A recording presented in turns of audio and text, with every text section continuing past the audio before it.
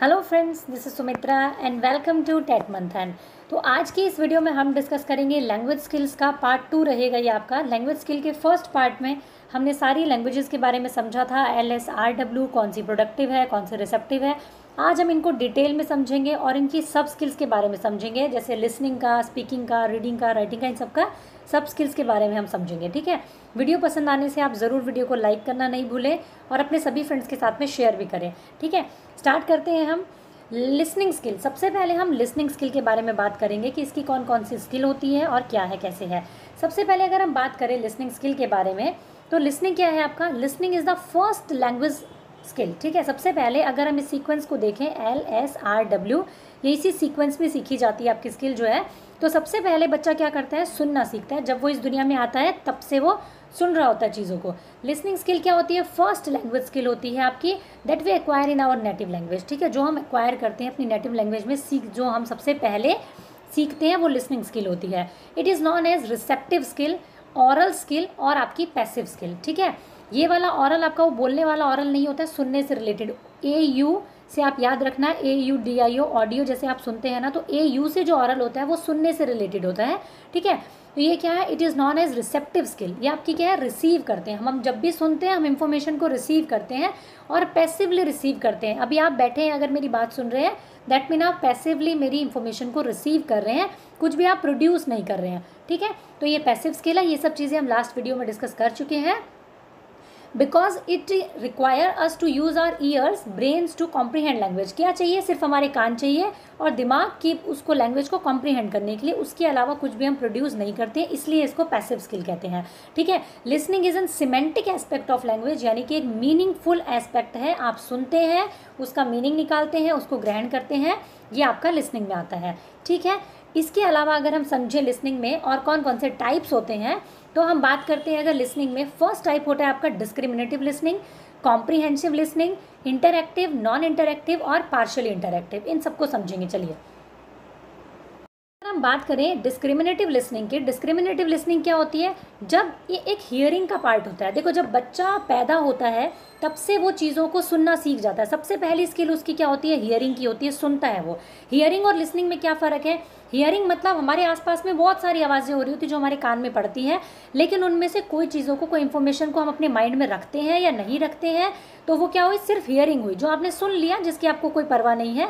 कोई इन्फॉर्मेशन आपको दी जा रही है, आपने सुन लिया, आपके आसपास में शोर हो रहा है, आपने सुन लिया, आपके आसपास में पंखे की आवाज़ आ रही है, आपको सुनाई दे रही है।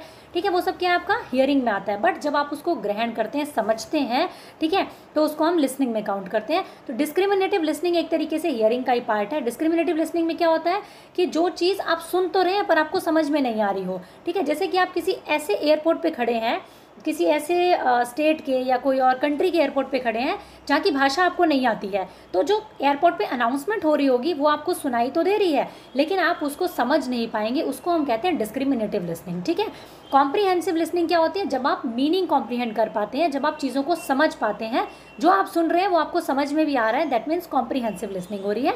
इंटरैक्टिव लिसनिंग की अगर हम बात करें तो ये आपकी फेस टू फेस एक बातचीत होती है। जैसे कि अगर हम आपस में बातचीत करते हैं, दो बंदे आपस में बातचीत कर रहे हैं, एक दूसरे को सुन रहे हैं, तो वो क्या होगी? इंटरैक्टिव लिसनिंग होगी। फ़ोन पे अगर कन्वर्सेशन हो रही है तो वो इंटरैक्टिव लिसनिंग होगी। अगर उसमें क्या होगा? एक स्पीकर साइड जो होता है वो लिसनर साइड को बोल सकता है कि अच्छा, तुम्हारी आवाज़ जो है वो कम आ रही है, ज़्यादा आ रही है, डिस्टर्बेंस है, दोबारा बोलो इस चीज़ को। मतलब एक इंटरफेरेंस हो सकता है, आपस में बातचीत हो सकती है उस लिसनिंग में, उसको हम कहते हैं इंटरैक्टिव लिसनिंग। ठीक है, नॉन इंटरैक्टिव लिसनिंग क्या होती है? जब बिल्कुल भी इंटरेक्शन आपका नहीं होता है। जैसे कि आप रेडियो पे, टीवी पे कोई शो सुन रहे हैं, कोई चीज़ देख रहे हैं रेडियो पे, आप सुन तो सब कुछ रहे हैं लेकिन आप इंटरप्ट नहीं कर सकते। अब आप टीवी पे अगर कुछ देख रहे हैं, सुन रहे हैं, क्रिकेट देख रहे हैं, तो कई लोग तो ऐसे होते हैं जो मतलब घर में बैठे बैठे उछलते रहते हैं, अरे क्या कर दिया यार, इसने ऐसे खेलना चाहिए था, इसको ऐसे खेलना चाहिए था। मतलब आप सुन रहे हैं लेकिन आप अपनी बात वहाँ तक नहीं पहुँचा सकते, इंटरेक्शन नहीं है मतलब कि स्पीकर और लिसनर के बीच में, तो उसको हम कहते हैं नॉन इंटरेक्टिव।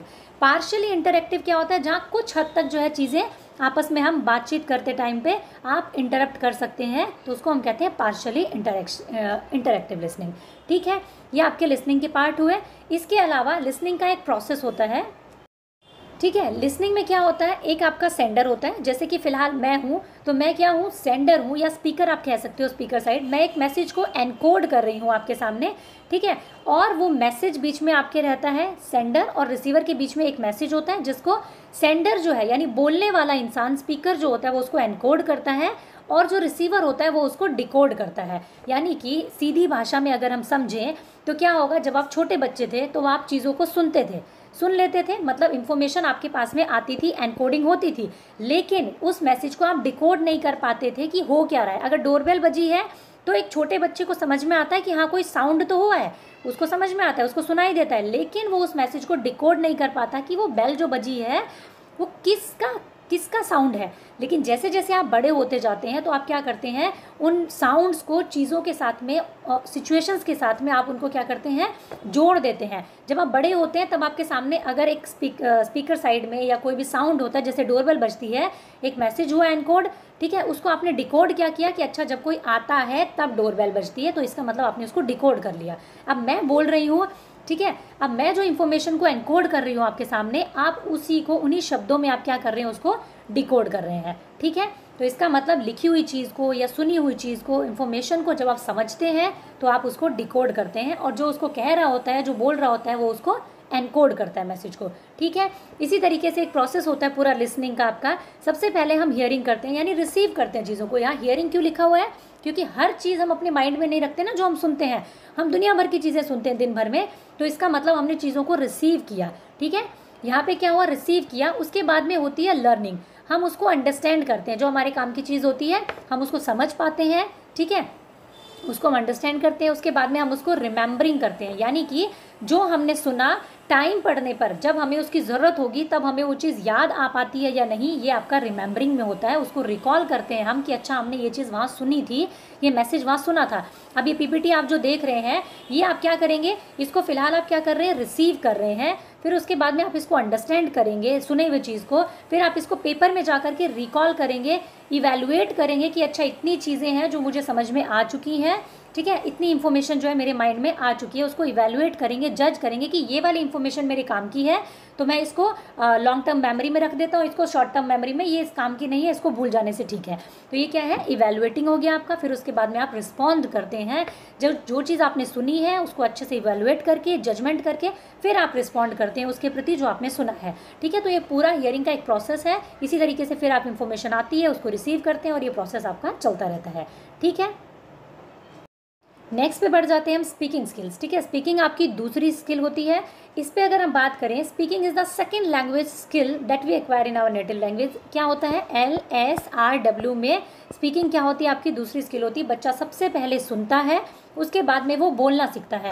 ना वो सबसे पहले लिखना सीखता है, ना ही आपके बाद में पढ़ना सीखता है, वो सबसे पहले बोलना सीखता है। जो भी अपने आसपास में सुन रहा होता है उसको बलबलाना सीखता है, वर्ड्स बनाना सीखता है, और फिर सेंटेंसेस में उसको बोलना सीख जाता है, ठीक है। तो इसमें भी क्या होता है, तो इसीलिए बोलना क्या है, प्रोडक्टिव स्किल है, क्योंकि आप कुछ प्रोड्यूस कर रहे हैं, ठीक है। कहीं ना कहीं थोड़ा बहुत तो स्ट्रेस पड़ रहा है ना आपके, मतलब गले पे, आपके वोकल एरियाज़ में, ठीक है। तो इसको हम ऑरल स्किल कहते हैं और एक्टिव स्किल कहते हैं, क्योंकि मैं अगर कुछ बोल रही हूँ आपके सामने तो मैं एक्टिवली बोल रही हूँ, ठीक है। और सुनने वाला काम तो मैं नींद में भी कर सकती हूँ, ठीक है। एक्टिव स्किल होती है, speaking is phonetic aspect of sound. Phonetic है, फ़ोन से रिलेटेड, आप याद रखना, फोनेटिक है आपका, यानी साउंड से रिलेटेड है। स्पीकिंग जब आप करते हैं तो आप सुनते हैं उसको, तो फोनेटिक एस्पेक्ट है आपका ये, ठीक है।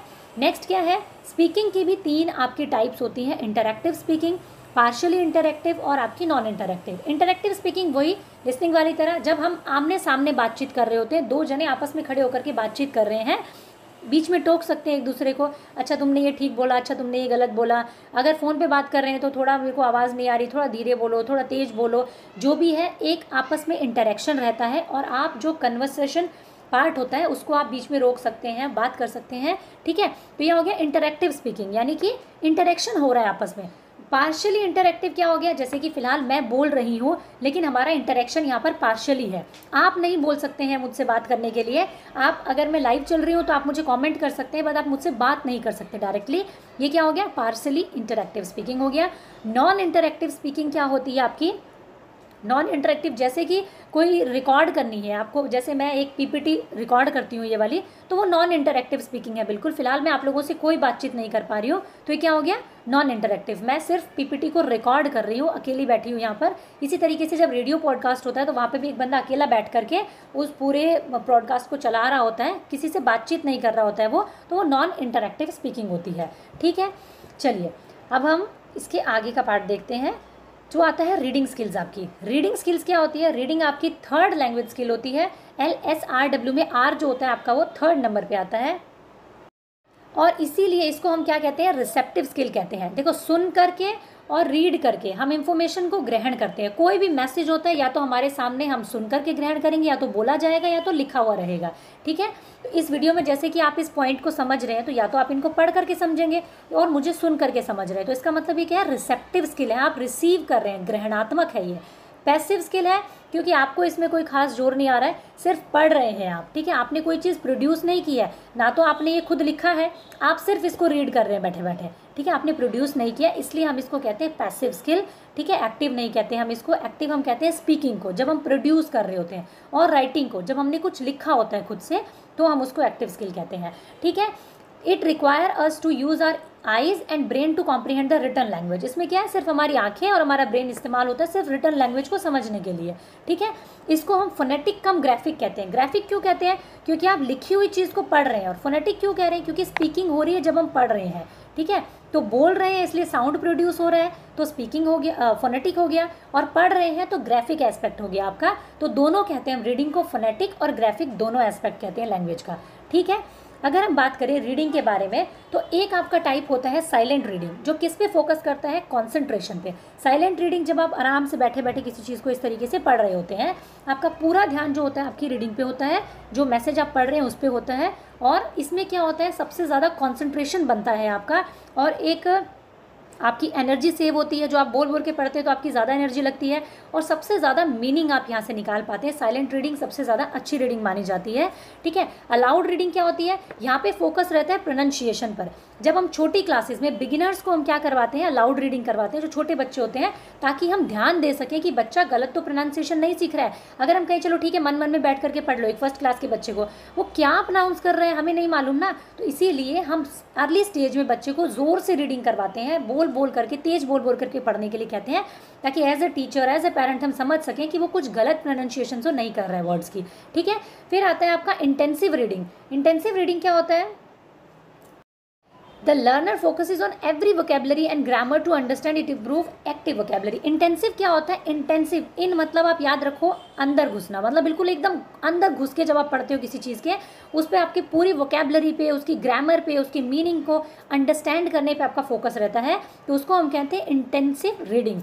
ये आपकी एक्टिव वोकेबलरी को अच्छा करता है, क्योंकि आप हर एक चीज़ को ध्यान से पढ़ रहे हैं, तो इसीलिए उसमें जो जो वर्ड्स होंगे ना वो आपकी एक्टिव वोकेबलरी में काम आएंगे। एक्टिव वोकेबलरी क्या होती है, जो डेली लाइफ में हम वर्ड यूज़ करते हैं, गुड है, बैड है, ठीक है, लव है, हेट है, इस तरीके के वर्ड जो हम डेली लाइफ में रोज में यूज़ करते हैं उसको हम कहते हैं एक्टिव वोकेबलरी। पैसिव वोकेबलरी क्या होती है, जो वर्ड्स हमें आते तो हैं लेकिन डेली लाइफ में बहुत ही कम यूज़ होते हैं, ठीक है, उसको हम कहते हैं पैसिव वोकेबलरी। वो हमारे वर्ड जो होते हैं वो हमारे माइंड में कहीं ना कहीं पड़े रहते हैं बट रोज़ यूज़ नहीं होते हैं आपके, ठीक है। फिर आता है आपका एक्सटेंसिव रीडिंग। एक्सटेंसिव रीडिंग क्या होती है, हमेशा याद रखना, एक्सटेंसिव रीडिंग होती है एन्जॉयबल, जब आप उसको प्लेजर के लिए पढ़ रहे होते हैं। Learner reads easy enjoyable books to build their reading speed and fluency.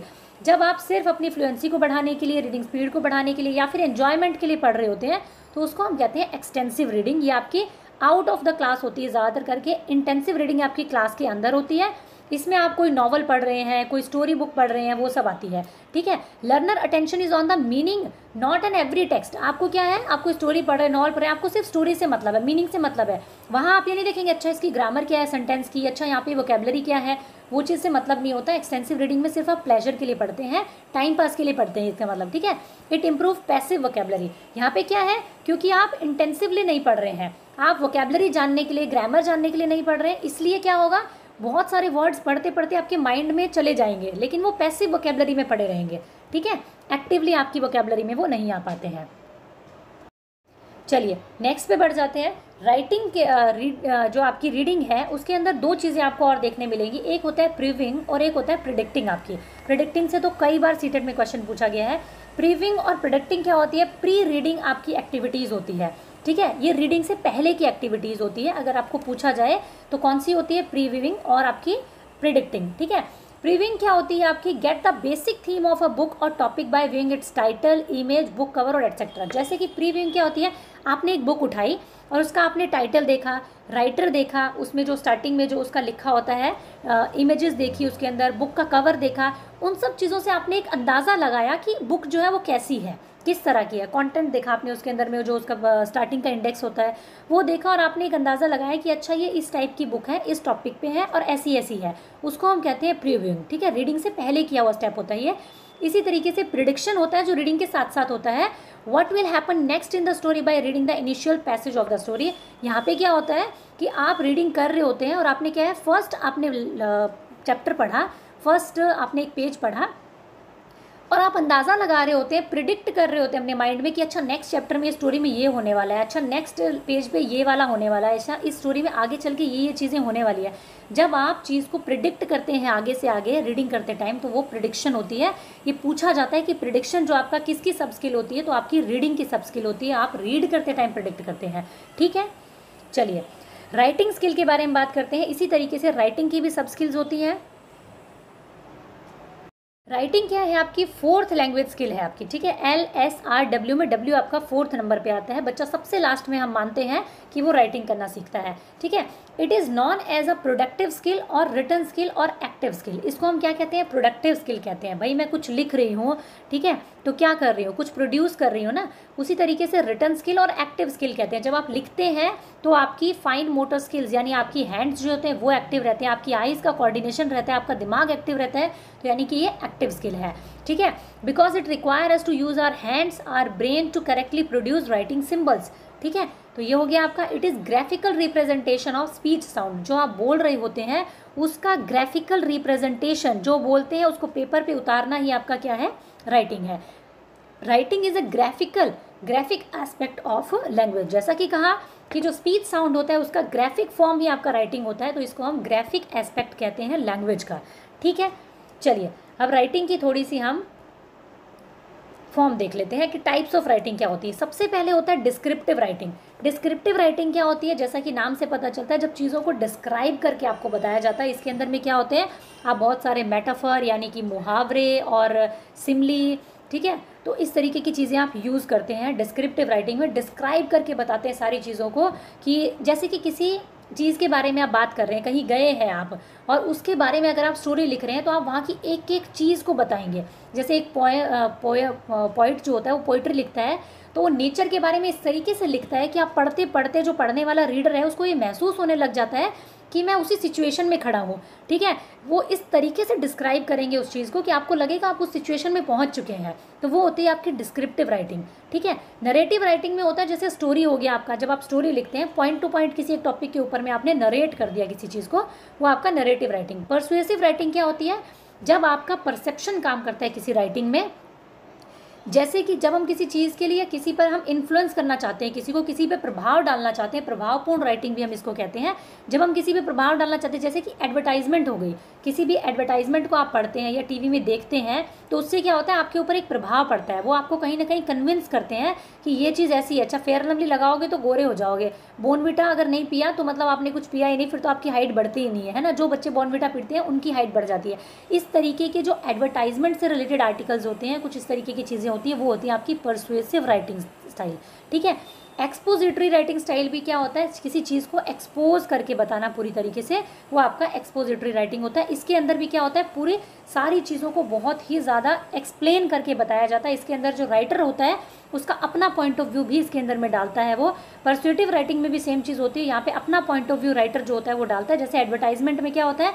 अपना ओपिनियन डाल देते हैं लोग कि इस ब्रांड के बारे में, इस प्रोडक्ट के बारे में मेरा ऐसा सोचना है, मेरा ऐसा एक्सपीरियंस है, ठीक है, तो वो चीज़ होती है। तो ये आपकी राइटिंग की सब स्किल्स होगी। एक चीज़ और आती है आपकी scribbling. It is the initial stage of writing.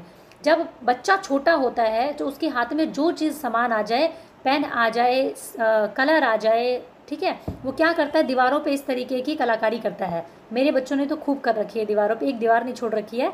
उसको हम कहते हैं स्क्रिबलिंग, ठीक है। जो इस तरीके की जो ये कहते हैं ना कलम काटी करते हैं बच्चे, उसको हम कहते हैं स्क्रिबलिंग करना। ये राइटिंग की फर्स्ट स्टेज होती है, इनिशियल स्टेज होती है। सीटेट में कई बार क्वेश्चन पूछा गया है कि राइटिंग की फर्स्ट स्टेज क्या होती है, इनिशियल स्टेज क्या होती है। तो स्क्रिबलिंग होती है जब हम इस तरीके की टेढ़ी मेढ़ी चीज़ें बच्चे बनाते हैं, जब उनको लिखना नहीं आ रहा होता है, तो उसको हम कहते हैं स्क्रिबलिंग, ठीक है।